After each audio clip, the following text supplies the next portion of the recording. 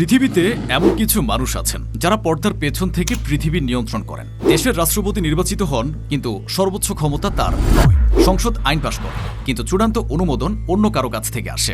সেনাবাহিনী আছে, কিন্তু আসল কমান্ড অন্য হাতে। এই অদৃশ্য শক্তির নাম আলী হোসাইনি খামেনি। পৃথিবীর বেশিরভাগ মানুষ তার নাম জানেন, কিন্তু তাকে চেনেন না, কারণ খামেনি ক্ষমতার সবচেয়ে পুরনো কৌশলটা জানেন।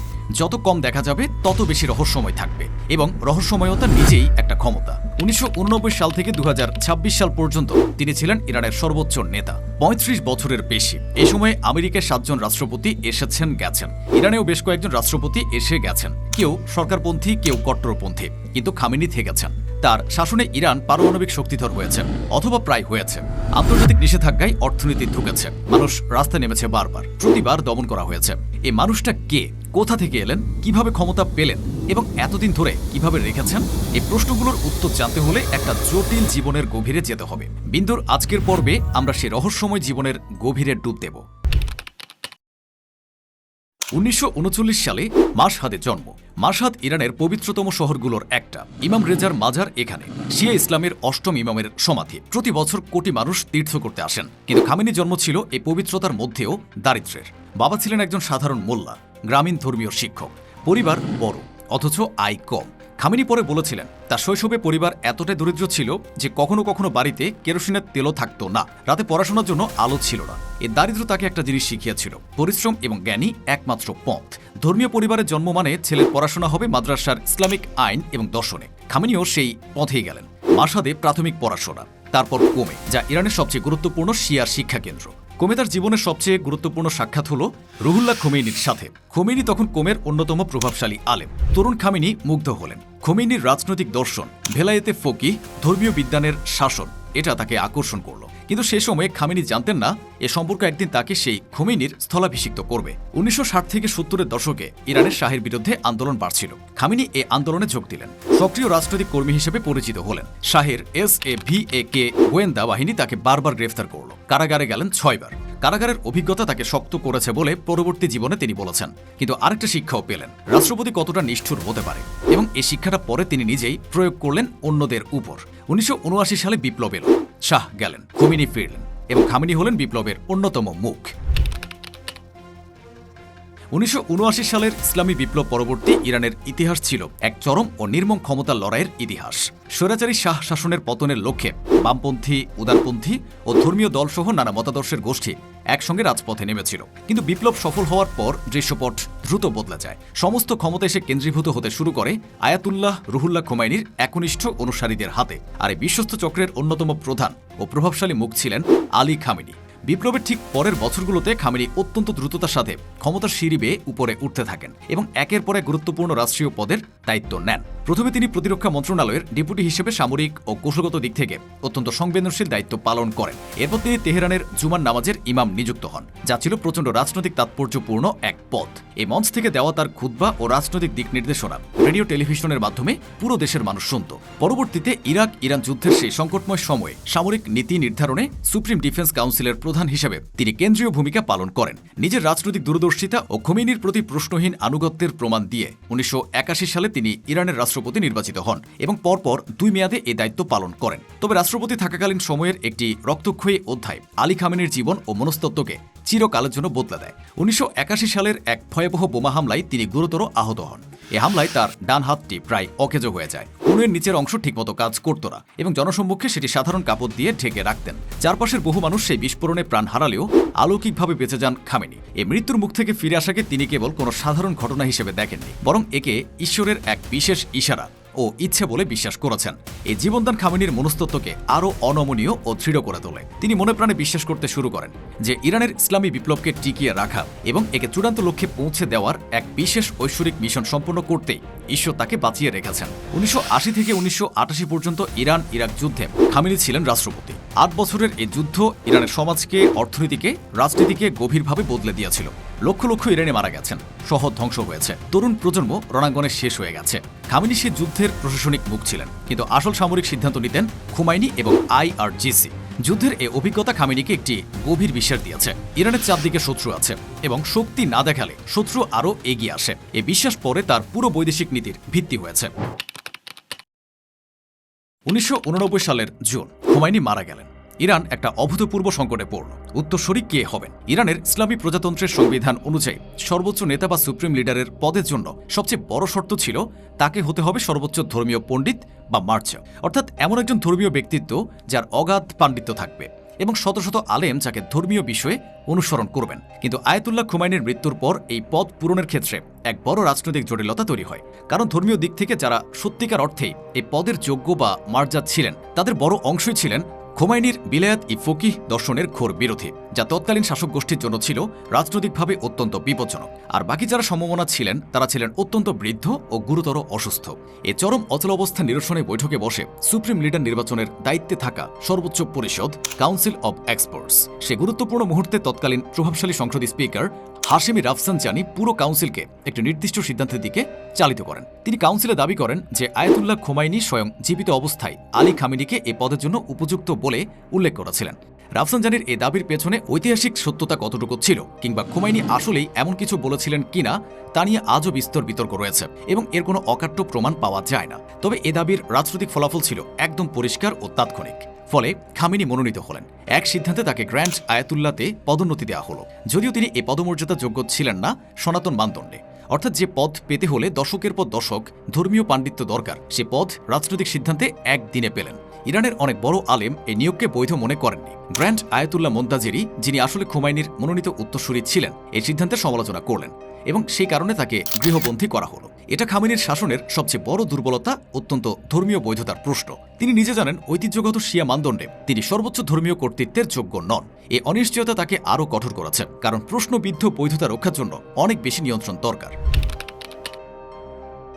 খামেনির ক্ষমতা বোঝার জন্য ইরানের সংবিধান পড়তে হবে। সুপ্রিম লিডার সশস্ত্র বাহিনীর সর্বোচ্চ কমান্ডার, বিচার বিভাগের প্রধান নিয়োগ করেন, রাষ্ট্রীয় টেলিভিশনের প্রধান নিয়োগ করেন, গার্ডিয়ান কাউন্সিলের 6 জন সদস্য নিয়োগ করেন, যে কাউন্সিল নির্বাচনে প্রার্থীদের যোগ্যতা যাচাই করে। পারমাণবিক কর্মসূচির চূড়ান্ত সিদ্ধান্ত তার, বিদেশ নীতির চূড়ান্ত কথা তার।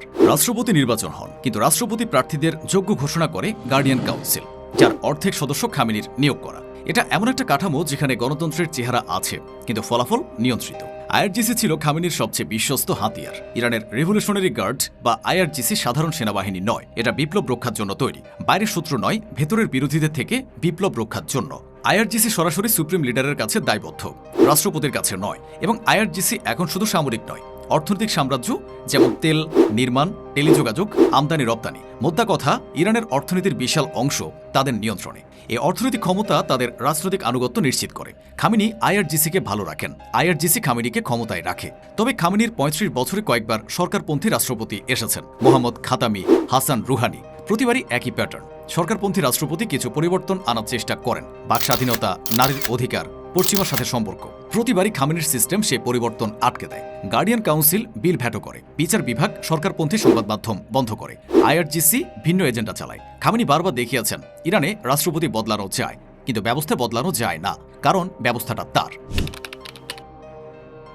খামেনির শাসনে যারা ভিন্নমত পোষণ করেছেন তাদের পরিণতি দেখলে বোঝা যায় এ ব্যবস্থা কতটা নিষ্ঠুর। 2009 সালে ইরানের রাষ্ট্রপতি নির্বাচনে ব্যাপক অনিয়ম ও ভোট জালিয়াতির অভিযোগ তুলে দেশটির ইতিহাসে এক অভূতপূর্ব গণবিক্ষোভ ফেটে পড়ে। সাধারণ মানুষের ভোটাধিকার হরণের এই প্রতিবাদের প্রতীক হয়ে দাঁড়ায় সবুজ রং, যা ইতিহাসে সবুজ আন্দোলন নামে পরিচিত। খামেনি বললেন নির্বাচন বৈধ ছিল, বিক্ষোভকারীরা বিদেশি ষড়যন্ত্রের হাতিয়ার। রাষ্ট্রীয় বাহিনী নামল। নেদা আগা সুলতান নামের একজন তরুণী গুলিতে মারা গেলেন। তার মৃত্যুর মুহূর্ত ভিডিওতে ধরা পড়ে পৃথিবী জুড়ে ছড়ালো। আন্দোলন দমন হল। সরকারপন্থী প্রার্থী মীর হোসেন মুসাভি গৃহবন্দী হলেন। 3000-এর বেশি মানুষ গ্রেফতার, শত শত নির্যাতনের অভিযোগ। কিন্তু খামেনি একটুও টলেননি। 2019 সালে জ্বালানির দাম হঠাৎ বাড়ানোর প্রতিবাদে আবার সারা দেশে বিক্ষোভ হয়। সরকার একটা অভূতপূর্ব পদক্ষেপ নিল, পুরো ইরানের ইন্টারনেট বন্ধ করে দিল প্রায় 1 সপ্তাহ। কারণ স্পষ্ট, বাইরের পৃথিবী যেন না জানে ভেতরে কি হচ্ছে। পরে রয়টার্সের এক তদন্তে জানা গেল সে বিক্ষোভে 1500 থেকে 1800 মানুষ নিহত হয়েছেন, যদিও ইরান সরকার এ সংখ্যা কখনোই স্বীকার করেননি।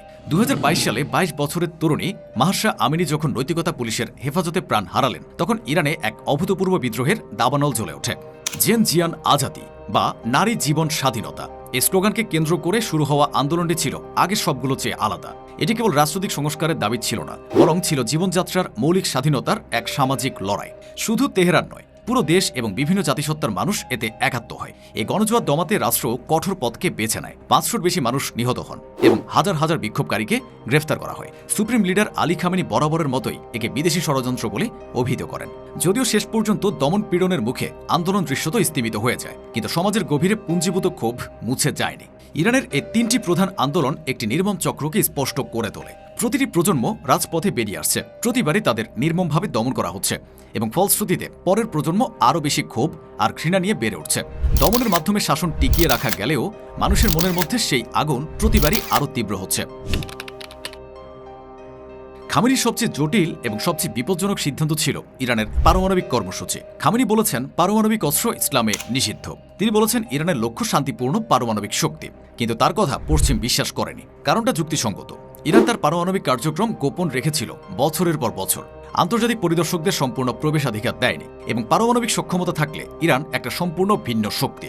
উত্তর কোরিয়ার উদাহরণ খামেনি জানেন। আমেরিকা এবং ইউরোপ কঠোর নিষেধাজ্ঞা আরোপ করল। ফলাফল ভয়াবহ হলো ইরানের সাধারণ মানুষদের জন্য। ইরানের রুপির দাম ধসে গেল, মুদ্রাস্ফীতি চরমে উঠল, বেকারত্ব বাড়ল, ঔষধ পাওয়া কঠিন হয়ে গেল। কিন্তু আইআরজিসির ব্যবসায়ীরা, যারা নিষেধাজ্ঞা এড়িয়ে গোপন পথে বাণিজ্য করেন, তারা বরং আরও সমৃদ্ধ হলেন। এটাই নিষেধাজ্ঞার সবচেয়ে নিষ্ঠুর পরিণতি। কষ্ট পায় সাধারণ মানুষ, কিন্তু শাসকরা নিরাপদ। 2015 সালে বারাক ওবামার আমলে জেসিপিওএ ঐতিহাসিক চুক্তি হল। ইরান পারমাণবিক কর্মসূচি সীমিত করবে, নিষেধাজ্ঞা শিথিল হবে। খামেনি সরাসরি বিরোধ না করলেও সন্দেহ রাখলেন। 2018 সালে ট্রাম্প চুক্তি থেকে বের হলেন, নতুন নিষেধাজ্ঞা এলো। খামেনি বললেন, আমরা কখনোই আমেরিকাকে বিশ্বাস করিনি, এ চুক্তিতে বিশ্বাস করিনি। এখন প্রমাণ হয়ে গেছে। ইরান আস্তে আস্তে ইউরেনিয়াম সমৃদ্ধকরণ বাড়ালো। আজ ইরানের ইউরেনিয়াম সমৃদ্ধির মাত্রা পারমাণবিক অস্ত্রের খুব কাছাকাছি, কিন্তু এখনও সেই শেষ পদক্ষেপটা নেওয়া হয়নি। এই ঝুলন্ত অবস্থাটা খামেনির কৌশল। পারমাণবিক সক্ষমতার হুমকি রাখো, কিন্তু সরাসরি অস্ত্র বানিও না, যাতে আমেরিকা সরাসরি আক্রমণের অজুহাত না হয়। খামেনির ক্ষমতার একটা বড় অংশ এসেছে ইরানের বাইরে থেকে। তিনি একটা আঞ্চলিক কৌশল তৈরি করেছেন, যাকে বলা হয় প্রতিরোধের অক্ষ। লেবাননের হিজবুল্লাহ, ফিলিস্তিনের হামাস, ইয়েমেনের হুতি, ইরাকের শিয়া মিলিশিয়া, সিরিয়ার আসাদ সরকার। এই নেটওয়ার্কটা কিভাবে কাজ করে? ইরান এদের অর্থ দেয়, প্রশিক্ষণ দেয়, অস্ত্র দেয়। বিনিময়ে এরা ইরানের কৌশলগত স্বার্থ রক্ষা করে। কিন্তু এই নেটওয়ার্কটা একটা সমস্যাও তৈরি করেছে। ইরানের বাইরের প্রক্সি যুদ্ধগুলো ইরানের নিজের অর্থনীতিকে দুর্বল করছে। খামেনির এই আঞ্চলিক কৌশলের প্রধান স্থপতি ছিলেন কাসেম সোলাইমানি, যিনি ছিলেন আইআরজিসির কুদস ফোর্সের প্রধান। সোলাইমানি ছিলেন ইরানের দ্বিতীয় সর্বোচ্চ ক্ষমতাবান মানুষ। লেবানন থেকে ইরাক, সিরিয়া থেকে ইয়েমেন, সব জায়গায় তার নেটওয়ার্ক। 2020 সালের জানুয়ারিতে বাগদাদ বিমানবন্দরে আমেরিকান ড্রোন হামলায় তিনি নিহত হলেন। ইরান জুড়ে শোক নামে, লক্ষ লক্ষ মানুষ রাস্তায় নামে। খামেনি বললেন, প্রতিশোধ নেওয়া হবে। ইরান ইরাকে আমেরিকান ঘাঁটিতে ব্যালিস্টিক ক্ষেপণাস্ত্র নিক্ষেপ করল। তখন তা ছিল এক অত্যন্ত হিসেবি পদক্ষেপ। আক্রমণের আগে ইরান সতর্কবার্তা পাঠিয়েছিল, যার ফলে মার্কিন সেনারা নিরাপদ আশ্রয়ে চলে যাওয়ার সুযোগ পায় এবং হামলায় কেউ মারা যায়নি। এটি ছিল খামেনির এক সুচিন্তিত ও সুনির্দিষ্ট প্রতিশোধের কৌশল। এর মাধ্যমে একদিকে যেমন নিজেদের সামরিক শক্তি ও প্রতিশোধ নেওয়ার সক্ষমতা প্রদর্শন করা গেল, অন্যদিকে তেমনি আমেরিকার সাথে যুদ্ধ বড় আকার ধারণ করা থেকেও ঠেকানো সম্ভব হলো। কারণ খামেনি খুব ভালো করে জানেন আমেরিকার সাথে সরাসরি পূর্ণাঙ্গ যুদ্ধে জড়ানো ইরানের জন্য কতটা আত্মঘাতী হবে এবং সেই যুদ্ধে জেতা কোনোভাবেই সম্ভব নয়। তাই শক্তি প্রদর্শন আর যুদ্ধ এড়ানোর এই সূক্ষ্ম ভারসাম্যই ছিল তার মূল চাল। 2023 সালের অক্টোবরে হামাস ইসরায়েলে হামলা করল। ইসরায়েল গাজায় পাল্টা অভিযান শুরু করল। ইরান হামাসের পৃষ্ঠপোষক, এটা সবাই জানে। 2024 সালে দামেস্কে ইরানি দূতাবাসে ইসরায়েলি হামলায় সিনিয়র আইআরজিসি কমান্ডার নিহত হলেন। খামেনি পাল্টা জবাব দিলেন, সরাসরি ইসরায়েলের ড্রোন এবং ক্ষেপণাস্ত্র হামলা পৃথিবীর ইতিহাসে প্রথমবার। বেশিরভাগ ড্রোন এবং ক্ষেপণাস্ত্র আমেরিকা, ইসরায়েল এবং জর্ডানের প্রতিরক্ষা ব্যবস্থা আটকে দিল। কিন্তু যে বার্তাটা পাঠানো হলো তা হলো ইরান চাইলেই সরাসরি প্রতিশোধ নিতে পারে। এই পদক্ষেপ খামেনির কৌশলে একটা বড় পরিবর্তন, কিন্তু এটা কতটা বিপজ্জনক সেটা পরে জানা গিয়েছে। আলী খামেনি সম্পর্কে একটা অদ্ভুত সত্য আছে। তিনি একটা জটিল বহুমাত্রিক মানুষ, যেটা তার রাজনৈতিক ভূমিকার পরিপ্রেক্ষিতে অনেকে বিশ্বাস করতে চান না। তিনি কবিতা লেখেন, একই সাথে ফার্সি শাস্ত্রীয় কবিতার একজন উৎসাহী পাঠক এবং রচয়িতা। সাহিত্য নিয়ে তার গভীর আগ্রহ আছে। বিভিন্ন সাক্ষাৎকারে তিনি দস্তয়েভস্কি এবং ভিক্টর হুগোর প্রশংসা করেছেন। তিনি শাস্ত্রীয় সঙ্গীতের ভক্ত, যদিও এটা ইরানে প্রকাশ্যে স্বীকার করা রাজনৈতিকভাবে সংবেদনশীল। তিনি ব্যায়াম করেন এবং ঘোড়া চড়তে পছন্দ করেন। এই ব্যক্তিগত পরিচয় ও তার রাজনৈতিক পরিচয়ের মধ্যে একটা ভয়াবহ দ্বন্দ্ব আছে। যে মানুষ দস্তয়েভস্কি পড়েন, তিনি একই সময়ে হাজার হাজার মানুষকে কারাগারে রাখেন। জীবিত অবস্থায় খামেনির স্বাস্থ্য নিয়ে বছরের পর বছর ধরে গুজব চলেছে। ক্যান্সার থেকে শুরু করে বিভিন্ন রোগের কথা বলা হয়েছে। তিনি কখনো নিজের স্বাস্থ্য সম্পর্কে স্বচ্ছল ছিলেন না। এই গোপনীয়তা তার ক্ষমতার কৌশলের অংশ। যত কম তথ্য বাইরে যাবে ততই তিনি অপ্রত্যাশিত এবং শক্তিশালী। কিন্তু এই গোপনীয়তা একটা গভীর একাকিত্ব তৈরি করে। ক্ষমতার শীর্ষে থাকা মানুষরা সাধারণত বিশ্বস্ত বন্ধু পান না, কারণ সবাই ভয়ে বা স্বার্থে কাছে থাকেন। খামেনি সম্ভবত জানতেন তার চারপাশের অনেকে তাকে ভালোবাসেন না, বরং ভয় পান। খামেনির ৩৫ বছরের শাসন পর্যালোচনা করলে একটা মানুষ দেখা যায় যিনি তার বিশ্বাসের প্রতি আপোষহীন, কিন্তু সেই বিশ্বাস কার্যকর করতে গিয়ে লক্ষ লক্ষ মানুষের জীবন ক্ষতিগ্রস্ত করেছেন। তিনি বিশ্বাস করতেন পশ্চিম ইরানকে ধ্বংস করতে চায় এবং এই বিশ্বাসের কিছু ভিত্তি আছে। ১৯৫৩ সালের অভ্যুত্থান থেকে শুরু করে ইরাককে অস্ত্র দিয়ে সাহায্য করা পর্যন্ত তিনি বিশ্বাস করতেন ইসলামিক শাসনই ইরানের একমাত্র পথ, এবং এই বিশ্বাসের বিরুদ্ধে যারা কথা বলেছেন তাদের চুপ করানো হয়েছে। কিন্তু যে ইরান তিনি রক্ষা করতে চাইতেন, সে ইরানের মানুষ কি এই শাসন চান? ২০২২ সালের মাহসা আমিনি আন্দোলনের উত্তর হল অনেকে চান না। খামেনির গল্পটা আসলে একটা পুরনো প্রশ্নের সমসাময়িক সংস্করণ। ধর্ম যখন রাষ্ট্র ক্ষমতার হাতিয়ার হয় তখন কি হয়? খামেনির ইরান দেখায় ধর্মীয় বৈধতার দাবি করা একটা ব্যবস্থা নিজেই একটা রাজনৈতিক কাঠামো। সে কাঠামো মানুষকে নিয়ন্ত্রণ করতে পারে, কারণ ধর্মের নামে বিরোধিতাকে পাপ বলা যায়। কিন্তু ইরান আরও একটা জিনিস দেখাচ্ছে, এই ব্যবস্থাটা তার নিজের মানুষের আস্থা হারাচ্ছে। থিওক্রেসি শেষ পর্যন্ত মানুষকে ধর্ম থেকেও দূরে সরিয়ে দিচ্ছে। ইরানের সবচেয়ে বড় ট্র্যাজেডিটা হয়তো এটাই, একটা দেশ যেখানে মানুষ গভীরভাবে ধর্মীয় ছিলেন, সেখানে ধর্মকে রাষ্ট্রের অস্ত্র করে তোলাই সেই মানুষেরাই ধর্ম থেকে মুখ ফিরিয়ে নিচ্ছেন। তেহরানের সেই দেওয়ালে একজন বৃদ্ধ মানুষের মুখ আঁকা আছে। সে মুখ দেখে কেউ প্রার্থনা করেন, কেউ ভয় পান, কেউ ঘৃণা করেন। কিন্তু যে প্রশ্নটা থেকে যায় সেটা হলো এই দেওয়ালের পেছনে কতটুকু বিশ্বাস আছে আর কতটুকু শুধু ভয়? এই প্রশ্নের উত্তর জানেন শুধু সেই মানুষরা যারা ওই দেওয়ালের পাশ দিয়ে প্রতিদিন হাঁটেন। ঈশ্বরের নামে দাবি করা ক্ষমতাকে প্রশ্ন করা সবচেয়ে কঠিন, এবং প্রশ্ন না করা সবচেয়ে বিপজ্জনক।